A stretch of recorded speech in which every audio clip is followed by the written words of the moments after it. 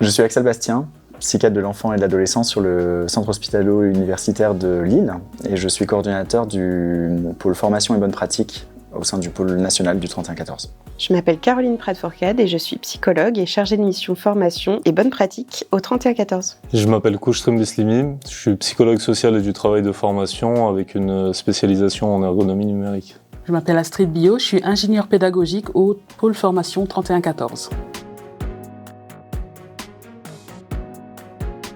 Je travaille déjà régulièrement avec le 31-14 sur des activités de psychiatrie d'urgence, de psychiatrie de liaison et il me semblait important de pouvoir continuer à travailler dessus, à pouvoir renforcer au maximum justement cette porte d'entrée vers les soins de santé mentale et j'ai été convaincu de l'utilité de cette action. Je suis arrivée au 31-14 parce que j'étais en recherche de nouveaux projets professionnels et en m'intéressant de plus près au dispositif du 31-14 que je connaissais par ailleurs déjà. Et bien en fait, je me suis passionnée par ses enjeux, par ses missions. Alors, je suis arrivé au 31-14 après avoir travaillé au centre de prévention du suicide de Lyon où un projet très intéressant m'avait attiré. Et à partir de là, en fait, j'ai commencé à rentrer dans le monde de la suicidologie au sens large. Et de fil en aiguille, après avoir finalisé ce projet, j'ai été recruté du coup par le pôle national du 31-14.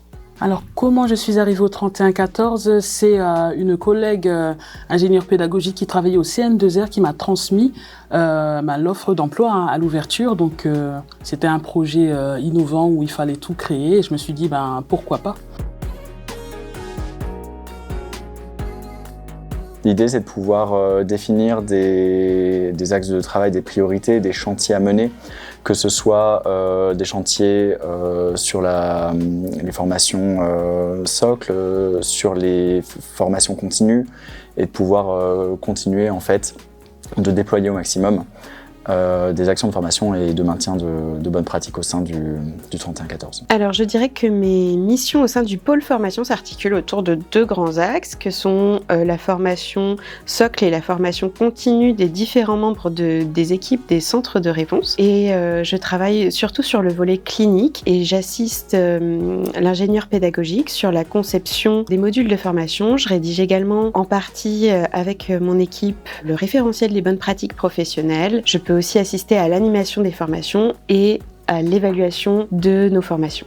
Au sein du pôle formation, du coup, je participe à la rédaction des référentiels de bonnes pratiques professionnelles, à partir desquels ensuite on crée des formations dédiées sous forme de modules et à partir desquels aussi peuvent découler des fiches de bonnes pratiques. Je participe également à porter deux thématiques en particulier, les inégalités sociales et territoriales de santé ainsi que la postvention. Moi, j'apporte un soutien méthodologique à la création, à la conception des formations au 31-14. Je leur apporte des idées pour décider du chapitrage, de la scénarisation pédagogique, du moyen qu'ils vont utiliser pour enseigner les notions importantes nécessaires aux professionnels du 31-14. Je vais proposer aussi des outils pour qu'ils puissent mettre en place des formations de manière le plus ludique, le plus simple, claire et compréhensible.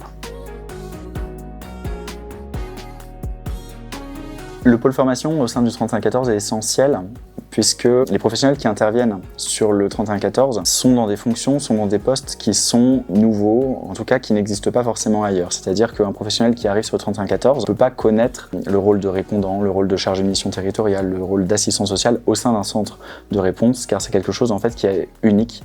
Donc il est nécessaire de pouvoir transmettre une formation socle nécessaire à ces professionnels pour pouvoir exercer pleinement leurs fonctions et de leur permettre, tout au long de leur activité, de leur parcours, de continuer, de maintenir justement ces compétences et pouvoir chercher à les améliorer et améliorer toutes leurs actions, que ça aille de la réponse aux appelants ou toutes les actions de prévention du suicide auxquelles ils peuvent être associés.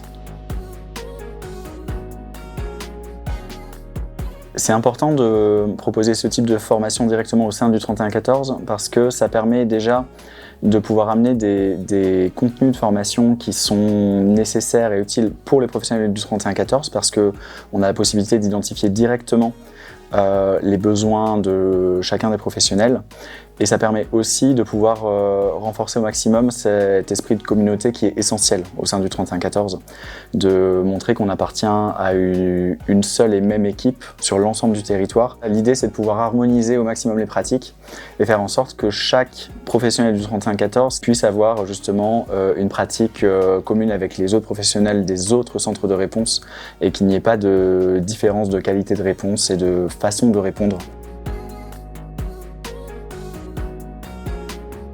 La formation socle consiste à pouvoir donner aux professionnels qui intègrent le 31-14 une base, un minimum d'outils, de connaissances, de compétences pour pouvoir prendre leur poste au sein d'un centre de réponse. À ça, on associe une formation continue, donc qui va permettre aux professionnels d'avoir tout au long de sa carrière au 31-14 un apport supplémentaire de formation pour continuer de maintenir justement ses compétences, pour continuer de pouvoir amener une réponse la plus pertinente, la plus juste possible et pour pouvoir continuer de monter en compétences et du coup d'avoir aussi une satisfaction individuelle dans l'idée de pouvoir continuer à progresser tout au long de son parcours professionnel.